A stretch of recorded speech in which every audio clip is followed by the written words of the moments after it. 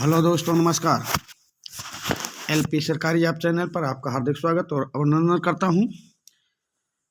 आपके उज्जवल भविष्य की कामना के साथ ये रिवीजन क्लास चला रहा हूं। कक्षा 9 का, कक्षा 9 का ये रिवीजन प्रश्न है जिस पर विचार किया जा चुका है किसी न किसी माध्यम से एक बार। अब हम दोबारा उस पर फिर से उसका रिवीजन करवा रहे हैं। इसमें 2 मॉडल पेपर हैं।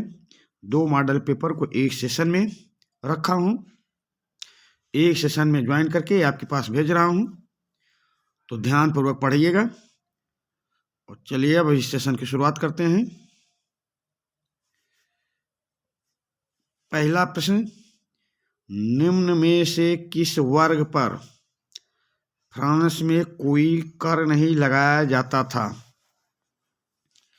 निम्न में से किस वर्ग पर फ्रांस में कोई कर नहीं लगाया जाता था? ये श्रमिक वर्ग पर था, या तृतीय वर्ग पे था, या पादरी वर्ग पे था, या विकलांगों पे था? इन चारों में से किस वर्ग पर कर नहीं लगाया जाता था? निम्न में से किस वर्ग पर फ्रांस में कोई कर नहीं लगाया जाता था? तो वो वर्ग था पादरी वर्ग। पादरी वर्ग पर कोई कर नहीं लगाया जाता था। चलिए अगले प्रश्न पे आते हैं। रूसी क्रांति की तिथि, रूसी क्रांति की तिथि कौन सी है? 7 मार्च 1917 है, या 17 मार्च 1917 है, या 6 अक्टूबर 1917 है, या 6 नवंबर 1917 है? रूसी क्रांति की तिथि क्या है ये आपको बताना है। 4 ऑप्शन आपके सामने हैं, कौन सी तिथि को रूसी क्रांति हुई है। इसमें मैं पहले आपको बता चुका हूँ। ये रिवीजन क्लास है, इसमें 2 मॉडल पेपर को एक ही सेशन में ज्वाइन करके आपके पास भेज रहा हूँ। इन प्रश्नों से पहले भी आपको अवगत करा चुका हूँ। तो रूसी क्रांति की तिथि कौन सी है? 7 मार्च 1917, 17 मार्च 1917, 6 अक्टूबर 1917, 6 नवंबर 1917। तो रूसी क्रांति की तिथि है 6 नवंबर 1917। प्रश्न नंबर 2 का ऑप्शन डी सही उत्तर होगा आपका। प्रश्न नंबर 3 पे आ जाएं। मेंशेविक दल का प्रमुख नेता कौन था? मेंशेविक दल का प्रमुख नेता कौन था? लेनिन था, या करेंस्की था, या रूसो था, या कार्ल मार्क्स था? मेंशेविक दल का प्रमुख नेता कौन था ये आपको बताना है।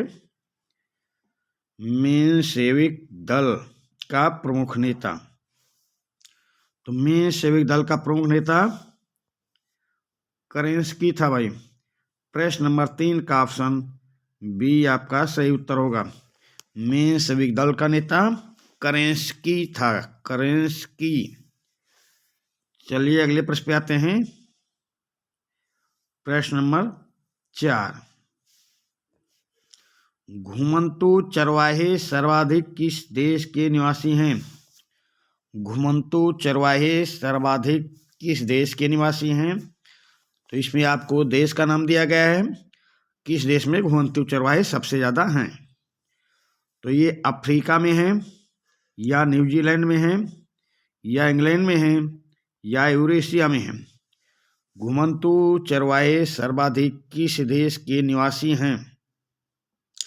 उत्तर बताने का प्रयास करें, और सेशन के लास्ट में बताएंगे कि आपके कितने प्रश्न सही हुए।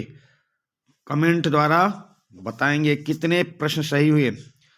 और जिन दोस्तों का आपके पास व्हाट्सएप नंबर, मोबाइल नंबर हो, उनके पास से शेयर कर दें कि ये रिवीजन क्लास हो रहा है, इसको देखना चालू कर दें। और जो लोग अभी भी चैनल को सब्सक्राइब नहीं किए हैं वो कर लें, ये उनके लिए लाभदायक होगा। जो अभी चैनल को सब्सक्राइब नहीं किए हैं वो खुद भी कर लें और अपने दोस्तों से बोलें कि चैनल को सब्सक्राइब कर लो, ताकि आपके पास अच्छे अच्छे प्रश्नों का संग्रह पहुंच सके। तो घुमंतू चरवाहे सर्वाधिक किस देश के निवासी हैं? तो ये अफ्रीका के घुमंतू चरवाहे सर्वाधिक अफ्रीका देश के निवासी हैं भाई। प्रश्न नंबर 4 का ऑप्शन ए आपका सही उत्तर होगा। अगले प्रश्न पे आ जाइए। प्रश्न नंबर 5, भारत का देशांतरीय विस्तार है। भारत का देशांतरीय विस्तार कितना है ये आपको बताना है। तो 67 डिग्री 7 इंच ईस्ट से 97 डिग्री 5 इंच ईस्ट। ईस्ट मतलब पूरब। ईस्ट क्या क्या होता है? पूरब। फिर बी देख लिए, 68 डिग्री 7 इंच ईस्ट से 97 डिग्री 25 इंच ईस्ट मतलब पूरब। फिर सी देखें, 68 डिग्री 5 इंच ईस्ट से 97 डिग्री 5 इंच ईस्ट, ये भी पूरब। ईस्ट का मतलब पूरब। फिर डी, 68 डिग्री ईस्ट से 97 डिग्री 30 इंच ईस्ट यानी कि पूरब। तो ये तो क्लियर हो गया कि ये पूर्वी देशांतर में स्थित है, पर किस बीच में स्थित है ये आपको बताना है। तो प्रश्न नंबर 7 का उत्तर देने का प्रयास करें। भारत का देशांतरीय विस्तार कितना है? चलिए हम आपको बताते हैं भारत का देशांतरीय विस्तार। भारत का देशांतरीय विस्तार ऑप्शन बी सही है। 68 डिग्री 7 इंच ईस्ट से 97 डिग्री 25 ईस्ट पूर्व। ईस्ट का मतलब पूर्व। तो प्रश्न नंबर 5 का ऑप्शन बी आपका सही उत्तर होगा। चलिए अगले प्रश्न पे आते हैं।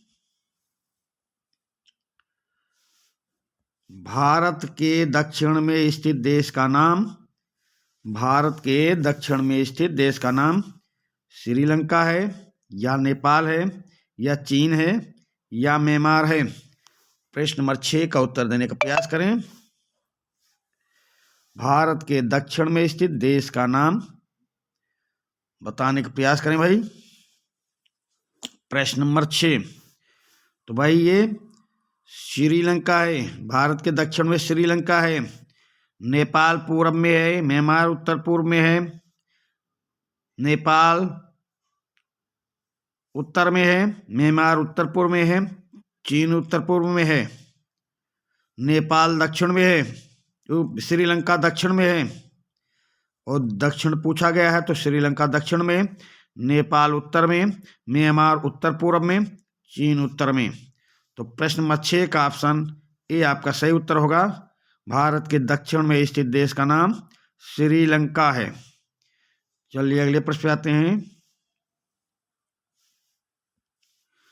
माउंट एवरेस्ट की ऊंचाई। माउंट एवरेस्ट की ऊंचाई कितनी है ये आपको बताना है।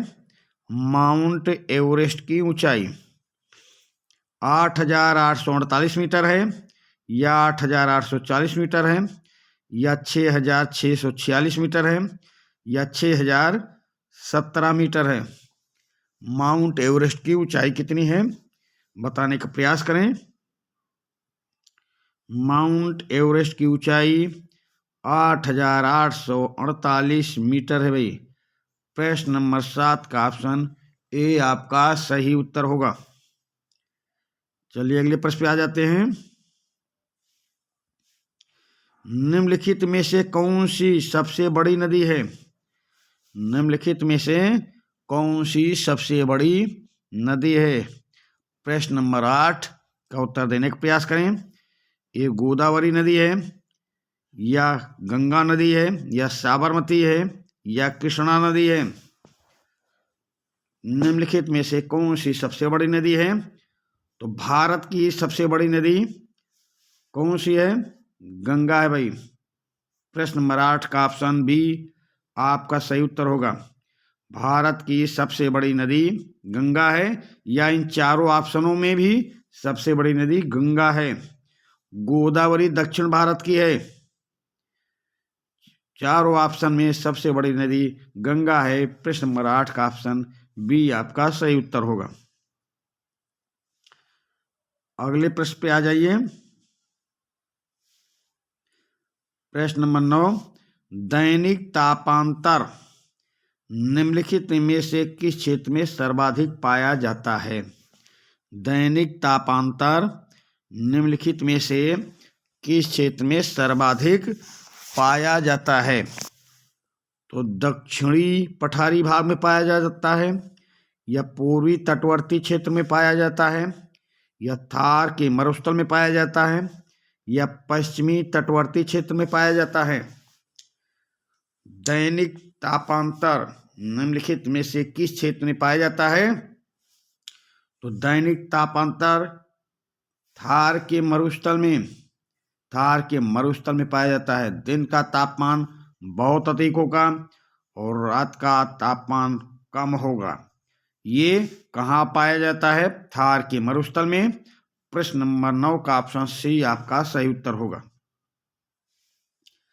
अगले प्रश्न पे आ जाए।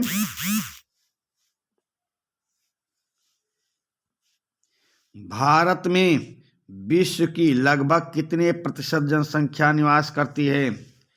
भारत में विश्व की लगभग कितने प्रतिशत जनसंख्या निवास करती है? तो 20.5%, या 19.5%, या 17.5%, या 18.5%? भारत में विश्व की लगभग कितने प्रतिशत जनसंख्या निवास करती है? तो उत्तर बताने का प्रयास करें भाई। भारत में कितने प्रतिशत जनसंख्या है विश्व की तुलना में? तो चलिए हम इसका उत्तर बताने का प्रयास करते हैं।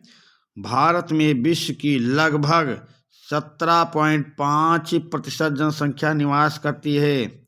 भारत में विश्व की लगभग 17.5% जनसंख्या निवास करती है।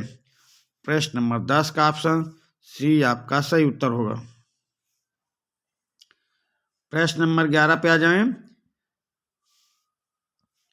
लोकतंत्र जनता का, जनता द्वारा जनता के लिए शासन है, यह कथन किसका है? डायसी का है, या लॉर्ड ब्राइस का है, या सीले का है, या अब्राहम लिंकन का है?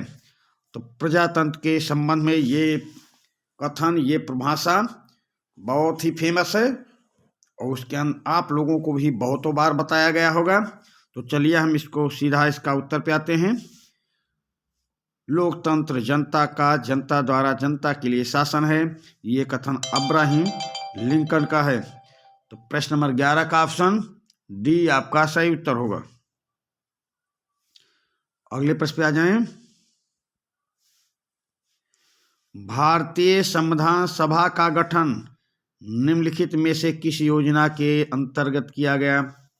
भारतीय संविधान सभा का गठन निम्नलिखित में से किस योजना के अंतर्गत किया गया? ये वायवेल योजना के अंतर्गत किया गया, या कैबिनेट मिशन प्लान के तहत, या माउंट बेटन प्लान के तहत, या क्रिप्स मिशन के तहत? प्रश्न नंबर 12 का उत्तर दें भाई। भारतीय संविधान सभा का गठन निम्नलिखित में से किस योजना के अंतर्गत किया गया था? तो ये किया गया था भाई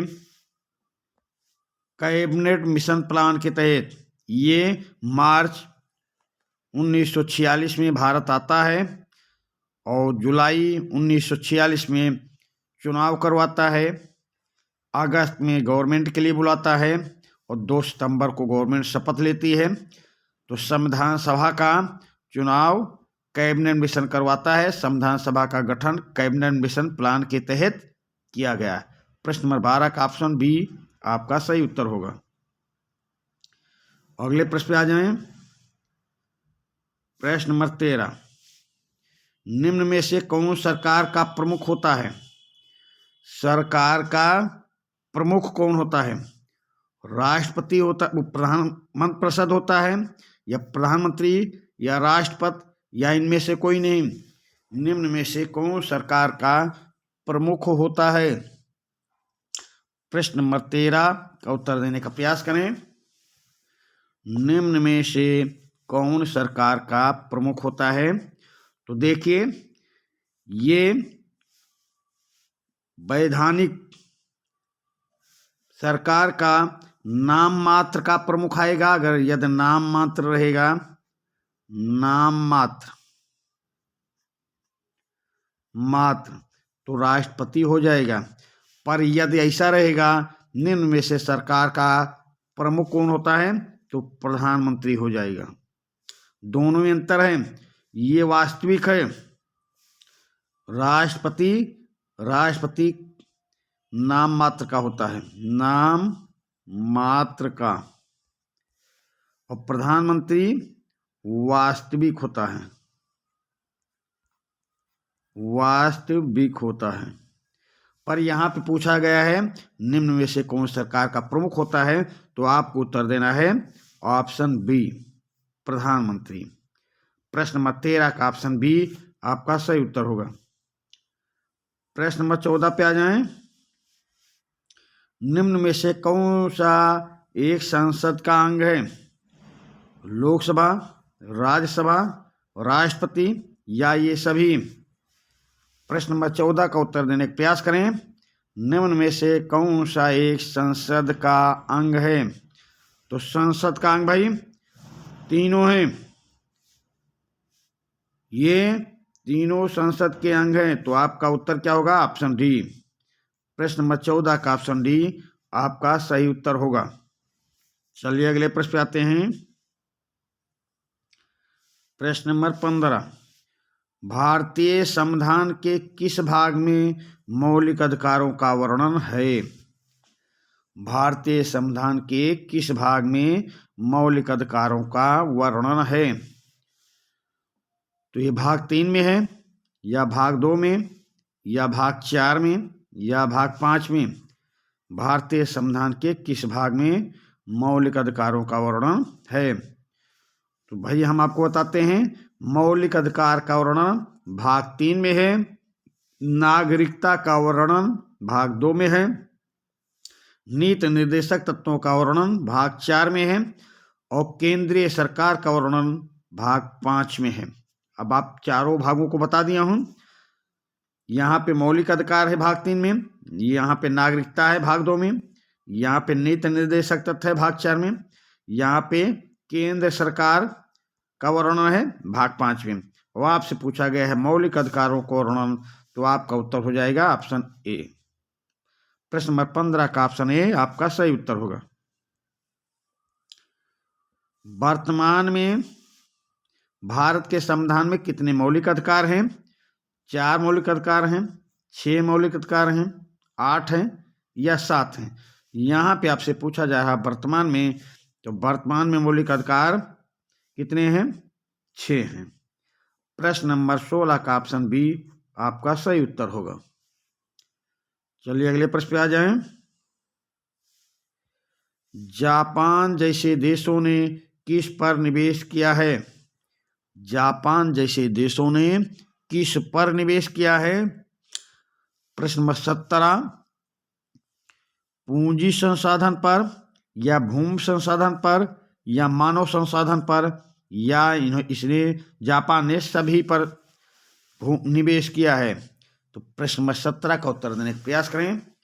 जापान जैसे देशों ने किस पर निवेश किया है? पूंजी संसाधन पर किया है, भूमि संसाधन पर किया है, मानव संसाधन पर किया है, या सभी पर किया है?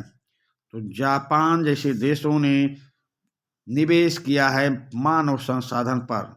प्रश्न नंबर 17 का ऑप्शन सी आपका सही उत्तर होगा। अगले प्रश्न पे आ जाएं।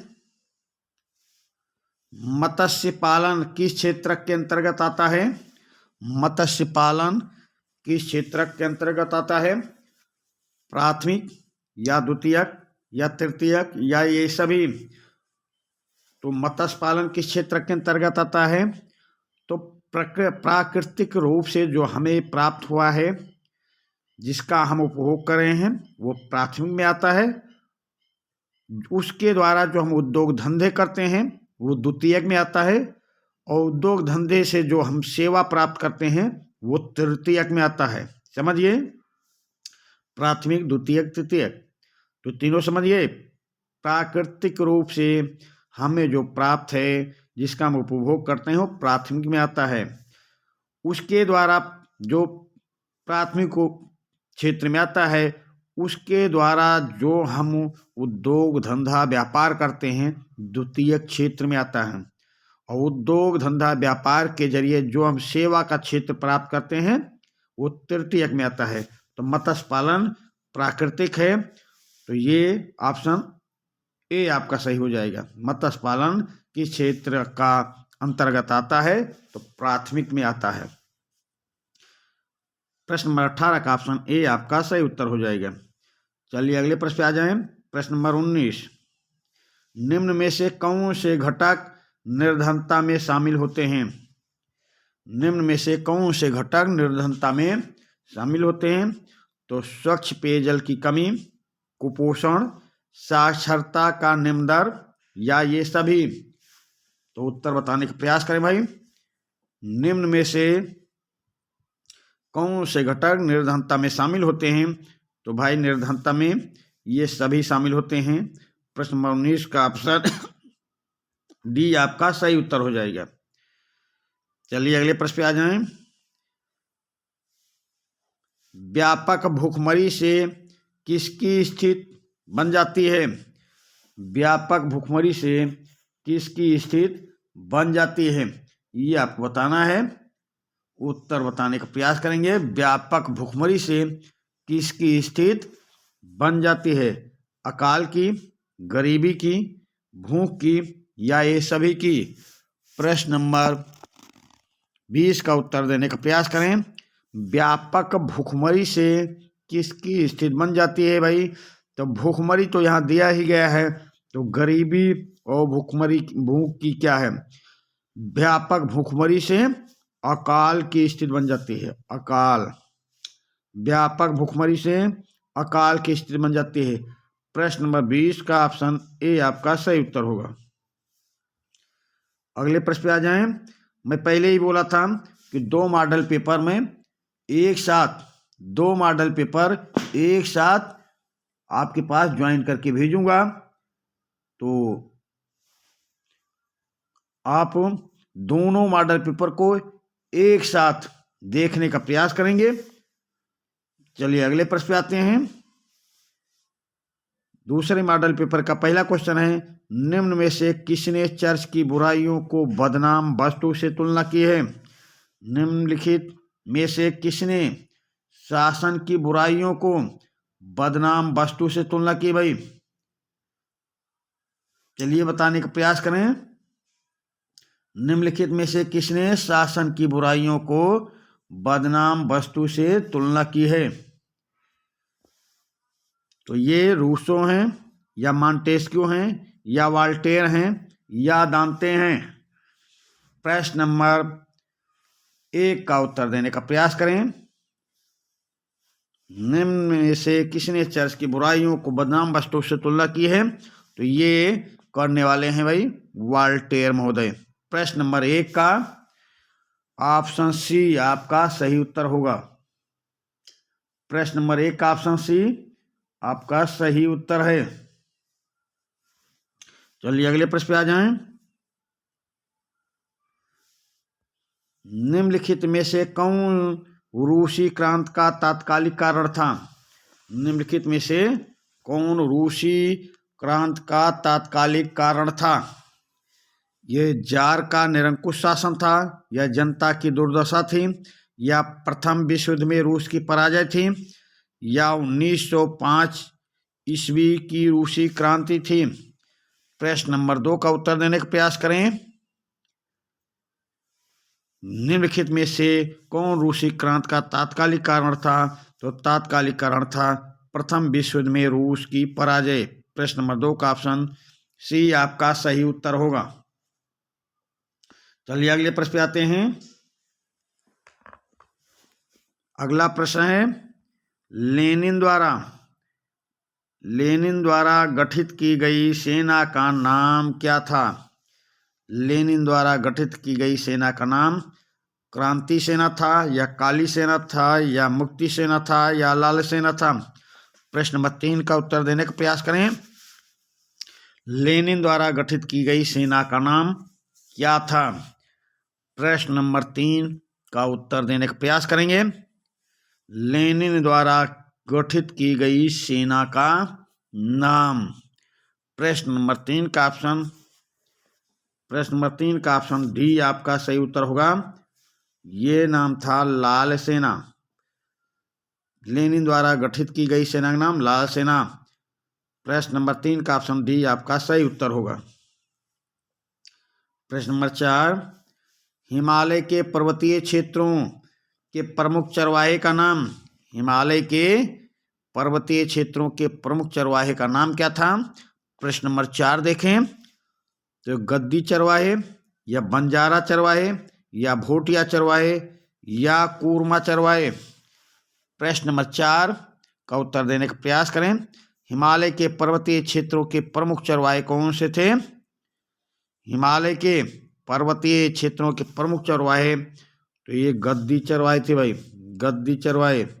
प्रश्न नंबर 4 का ऑप्शन ए आपका सही उत्तर होगा। प्रश्न नंबर 5, भारत का क्षेत्रफल विश्व के कुल क्षेत्रफल का कितना ही प्रतिशत है? भारत का क्षेत्रफल विश्व के कुल क्षेत्रफल का कितना प्रतिशत है? तो वही बताने का प्रयास करें। ये 3.7% है, या 2.4% है, या 3% है, या 5% है? प्रश्न नंबर 5 का उत्तर देने का प्रयास करें। भारत का क्षेत्रफल विश्व के कुल क्षेत्रफल का कितने प्रतिशत है? तो ये 2.4% है। प्रश्न नंबर 5 का ऑप्शन बी आपका सही उत्तर होगा। चलिए अगले प्रश्न पे आ जाएं। द्वीप समूह सहित भारत के तटीय सीमा की लंबाई कितनी है? द्वीप समूह सहित भारत के तटीय सीमा की लंबाई कितनी है? तो ये 7,216 किलोमीटर है, या 7,516.6 किलोमीटर है, या 7,415 किलोमीटर है, या 7,616 किलोमीटर है? तो प्रश्न नंबर 6 का उत्तर देने का प्रयास करें भाई। तो द्वीप समूह सहित क्या पूछ रहा? द्वीप समूह सहित भारत के तटीय सीमा की लंबाई 7,516.6 किलोमीटर है भाई। प्रश्न नंबर 6 का ऑप्शन बी आपका सही उत्तर है। मोटा मोटी इतना मान लेते हैं, पर यहाँ पे कन्फर्म दे दिया गया है 7,516.6 किलोमीटर। तो प्रश्न नंबर 6 का ऑप्शन बी आपका सही उत्तर होगा। प्रश्न नंबर 7 पे आ जाएं। नंदा देवी शिखर स्थित है। नंदा देवी शिखर स्थित है भूटान में है, नेपाल में है, भारत में है, या पाकिस्तान में है? प्रश्न नंबर 7 का उत्तर देने का प्रयास करें। नंदा देवी शिखर कहाँ स्थित है?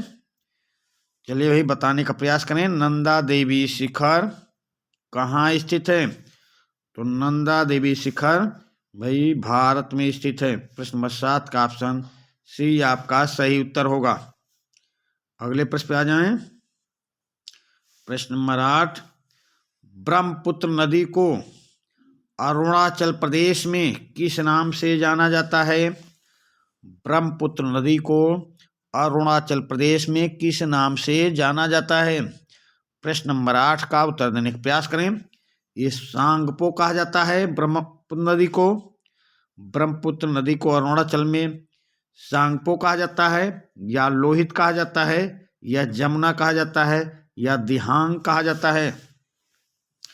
तो अरुणाचल प्रदेश में ब्रह्मपुत्र नदी को क्या कहा जाता है? दिहांग।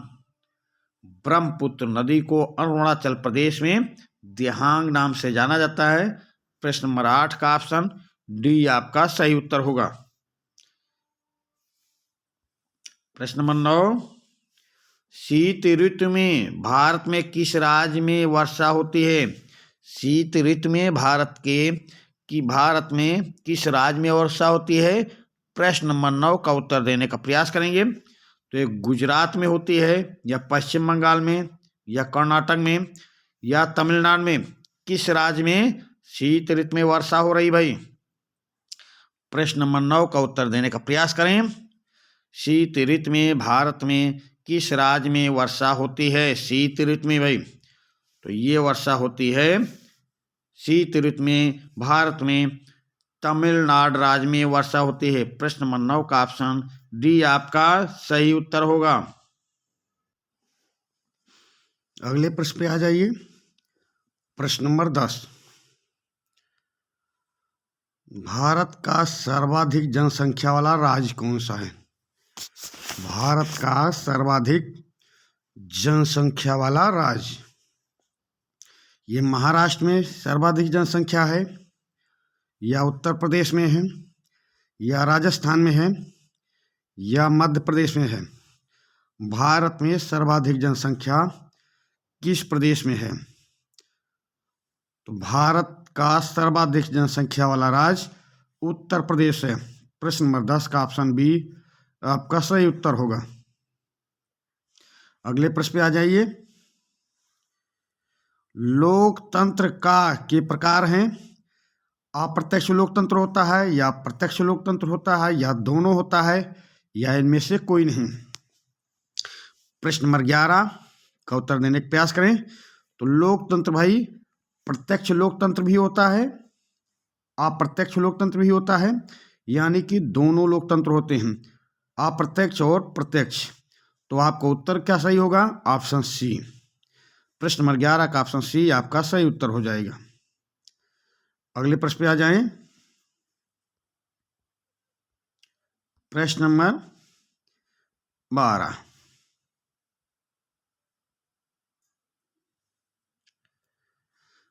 पाकिस्तान के विभाजन के उपरांत संविधान सभा में कितने सदस्य शेष बचे?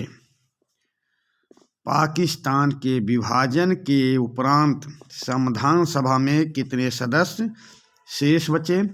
215 सदस्य बचे थे, या 300 बचे थे, या 299 बचे थे, या 280?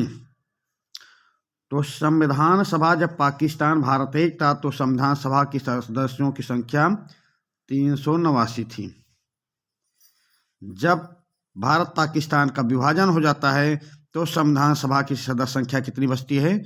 299। तो प्रश्न नंबर 12 का ऑप्शन सी आपका सही उत्तर होगा, क्योंकि विभाजन के उपरांत पूछ रहा है, तो विभाजन के उपरांत संविधान सभा के सदस्यों की संख्या 299 रह गई थी। प्रश्न नंबर 12 का ऑप्शन सी आपका सही उत्तर होगा। प्रश्न नंबर 13 पे आ जाएं। निम्न में से किसकी नियुक्ति राष्ट्रपति के द्वारा की जाती है? निम्नलिखित में से किसकी नियुक्ति राष्ट्रपति द्वारा की जाती है? प्रश्न नंबर 13 का उत्तर देने का प्रयास करें। नियंत्रक एवं महालेखा परीक्षक की जाती है, या महान्यायवादी की जाती है, या चुनाव आयुक्त की जाती है, या सभी की जाती है? प्रश्न नंबर 13 का उत्तर देने का प्रयास करें। तो निम्न में से किसकी नियुक्ति? उपरोक्त सभी की नियुक्ति राष्ट्रपति द्वारा की जाती है। महानियंत्रक महालेखा परीक्षक की भी की जाती है, महान्यायवादी की भी की जाती है, चुनाव आयुक्त की भी की जाती है। प्रश्न नंबर 13 का ऑप्शन डी आपका सही उत्तर होगा। प्रश्न नंबर 14 पे आ जाएं। संविधान के किस अनुच्छेद में राष्ट्रीय आपात का प्रावधान किया गया है?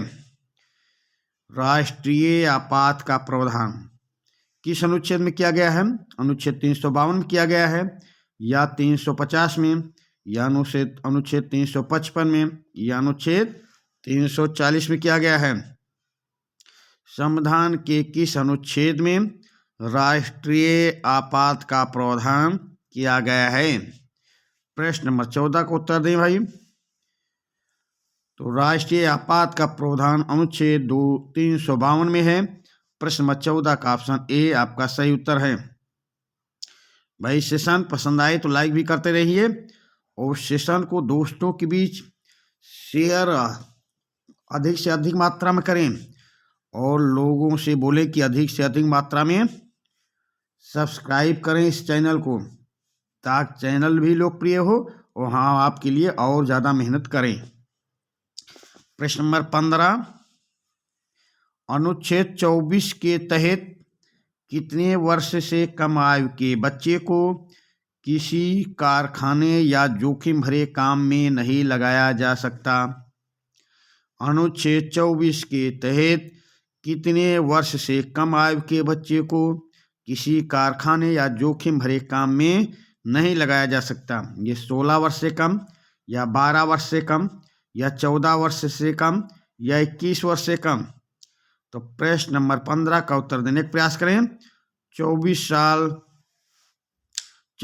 अनुच्छेद 24 के तहत 14 साल से कम, 14 वर्ष से कम बच्चे को अनुच्छेद 24 के तहत 14 वर्ष से कम बच्चे को किसी कारखाने या जोखिम भरे काम में नहीं लगाया जा सकता। प्रश्न नंबर 15 का ऑप्शन सी आपका सही उत्तर होगा। अगले प्रश्न पे आ जाएं। भारत में राष्ट्रीय मानवाधिकार आयोग का गठन कब किया गया? भारत में राष्ट्रीय मानवाधिकार आयोग का गठन कब किया गया? वर्ष 1993 में किया गया या वर्ष 1988 में किया गया या वर्ष 2010 में किया गया या 1995 में किया गया? भारत में राष्ट्रीय मानवाधिकार आयोग का गठन कब किया गया? तो ये किया गया भाई वर्ष 1993 में। प्रश्न नंबर 16 का ऑप्शन ए आपका सही उत्तर होगा। निम्न में से तृतीय क्षेत्र के अंतर्गत आता है। तृतीय क्षेत्र के अंतर्गत क्या आ रहा भाई? खनन आ रहा या स्वास्थ्य आ रहा या वानिकी आ रहा या विनिर्माण आ रहा? प्रश्न नंबर 17 का उत्तर देने का प्रयास करेंगे। प्रश्न नंबर 17 तृतीय क्षेत्र के अंतर्गत, तो मैंने आपको पहले अभी बताया हूँ कि प्राथमिक क्षेत्र में जो प्रकृति द्वारा उपहार में मिला है वो आता है। उसके बाद प्राथमिक क्षेत्र से जो उद्योग धंधे करते हैं, विनिर्माण उद्योग धंधे, वो द्वितीय क्षेत्र में आता है। और सेवा संबंधी तृतीय क्षेत्र में आता है। तो स्वास्थ्य तृतीय क्षेत्र में आ रहा भाई।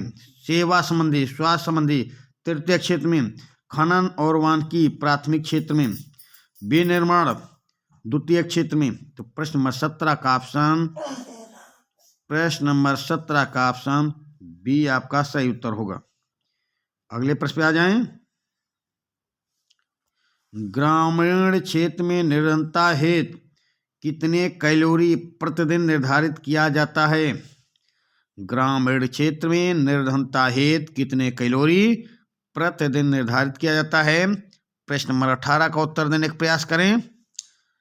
1100 कैलोरी, 2800 कैलोरी या 2400 कैलोरी या 3200 कैलोरी? प्रश्न नंबर 18 का उत्तर देने का प्रयास करें। ग्रामीण क्षेत्र में निर्धनता हेतु कितने कैलोरी प्रतिदिन निर्धारित किया जाता है? तो 2400 कैलोरी प्रतिदिन निर्धारित किया जाता है। प्रश्न नंबर 18 का ऑप्शन सी आपका सही उत्तर होगा। अगले प्रश्न पे आ जाएं। प्रश्न नंबर 19 निर्धनता रेखा का आकलन कौन सी संस्था करती है? निर्धनता रेखा का आकलन कौन सी संस्था करती है? प्रश्न नंबर 19 राष्ट्रीय प्रतिदर्श सर्वेक्षण संगठन करती है या केंद्रीय उपभोक्ता फोरम करता है या केंद्रीय सांख्यिकी संगठन करता है या श्रम ब्यूरो करता है? निर्धनता रेखा का आकलन कौन सी संस्था करती है?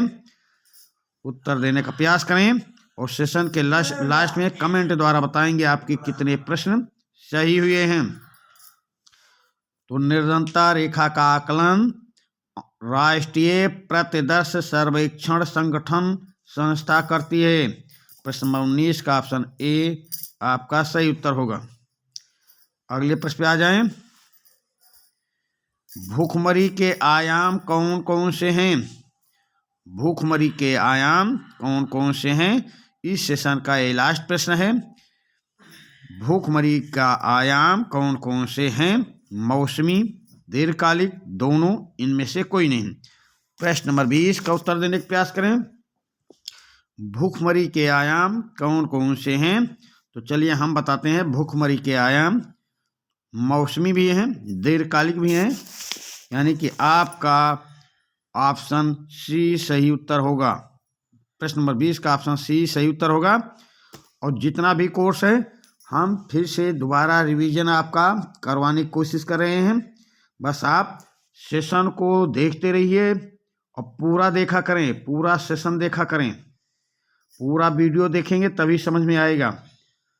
और उसके बाद में हम आपके उज्जवल भविष्य की कामना के साथ इस सेशन का समापन करते हैं। धन्यवाद।